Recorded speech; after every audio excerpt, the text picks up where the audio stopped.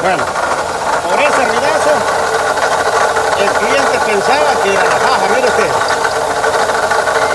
No le da cosa, no le da escalofrío pensar que su troca vaya a andar así.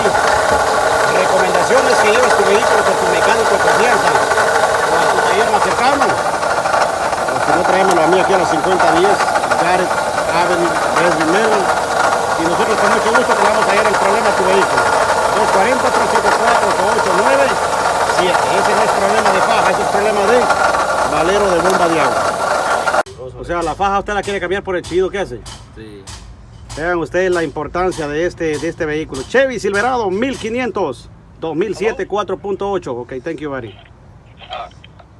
El cliente viene y me dice, mira, Toño, quiero que me le cambies el aceite al carro.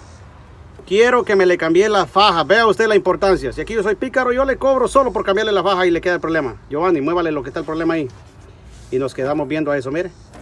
Oiga, no le da cosa. Oiga. Ahora mueva la polea usted.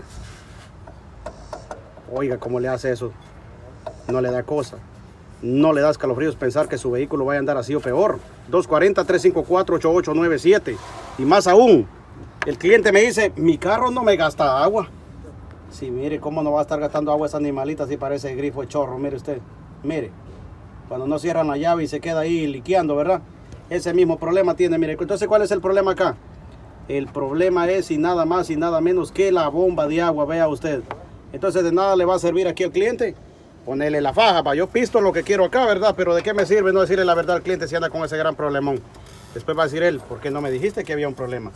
240-354-8897. Mi carro está haciendo un ruidazo algo raro. Yo pensé que eran las fajas y el problema es la bomba de agua.